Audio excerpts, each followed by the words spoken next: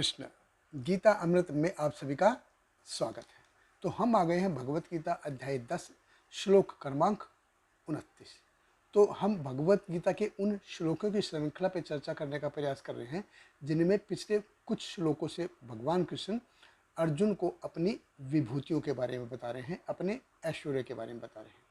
तो भगवत गीता अध्याय 10 श्लोक क्रमांक 29। भगवान कृष्ण कहते हैं, अनंतश्चस्मि नागानां वरुणो यादसाम अहम पितॄणाम अयर्माश्चस्मि यम संयम ताम अहम। भगवान कृष्ण कहते हैं, अनेक फणों वाले नागों में मैं अनंत हूँ और जलचरों में वरुण देव हूँ। मैं पितरों में अयर्मा हूँ तथा नियमों के निर्वाहकों में मैं मृत्युयाद यम हूँ। तो भगवान कृष्ण कहते हैं, अनंत च अस्मि नागानाम। तो अनेक फणों वाले नागों में मैं अनंत हूँ। तो जो अनंत है ये भगवान बलराम के विस्तार हैं। तो जो अनंत हैं वो अपने अनंत फणों पे अनंत ब्रह्मांड को स्थापित कर रखा है। तो हर एक फण पे एक एक ब्रह्मांड धारण कर रखा है जिससे संसार चल रहा है, सारा संसार वो चला रहे। तो भगवान कृष्ण कहते हैं, अनंत अस्मि नागा नाम। फिर भगवान कहते हैं, वरुण यादसाम अहम। सारे जलचरों में मैं मेरे को वरुण जानो। तो जो वरुण देव हैं ये सारे जलचरों के मुख्य देवता हैं, यानी कि जलचरों के राजा हैं वरुण देव। तो भगवान कहते हैं कि सब जलचरों में तुम मेरे को वरुण जानो।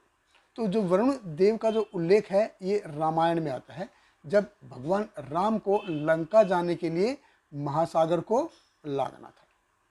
तो भगवान राम 3 दिन तक वरुण देव को पुकारते रहे। 3 दिन तक जब वरुण देव नहीं आए तो भगवान ने अपना कोदंड निकाला और उसके ऊपर एक बाण रखा। बाण रखते ही संपूर्ण सागर उबलने लगा, खोलने लगा।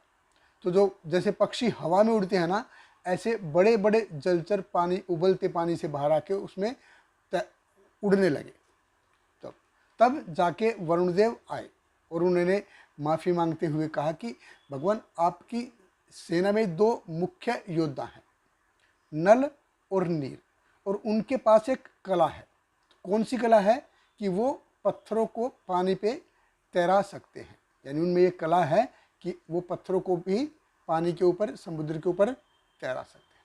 तो इस प्रकार से फिर ब्रज बना और वरुण देव का जो उल्लेख है, ये वर्णन है, वहाँ पे आता है। फिर भगवान कृष्ण कहते हैं, पितृणाम अयर्मा च अस्मि यम संयमताम अहम।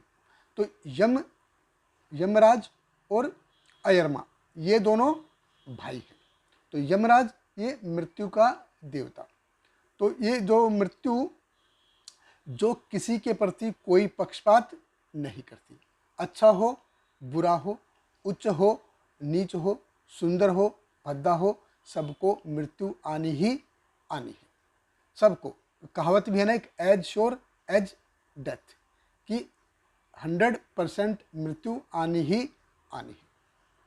तो यमराज के जो नियम के अनुसार जो हम जीवन में जो भी हमने कार्य किए हैं, मृत्यु के बाद वो सारा बहीखाता खोला जाता है सारा, और उसी के हिसाब से जीव को स्वर्गीय भोग या नारकीय यात्राओं में भेजा जाता है। तो भगवान कहते हैं कि सारे नियमकर्ताओं में मैं यमराज हूँ। और पितृलोक का जो राजा है वो है अयर्मा। तो भगवान कहते हैं कि पितृलोक में तुम मेरे को अयर्मा जानो। तो जब यमराज को श्राप मिला था तो यमराज की जब उधर नहीं थे तो अयर्मा ने ही यमराज के कार्यभार को संभाला था। तो पितृलोक के निवासियों में भगवान कहते हैं कि मेरे को तुम अयर्मा जानो।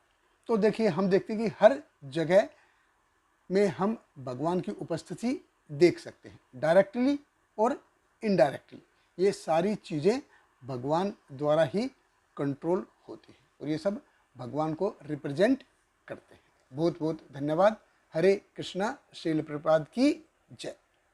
Hare Krishna, Krishna Krishna, Hare Hare, Hare Rama, Rama Rama, Hare Hare.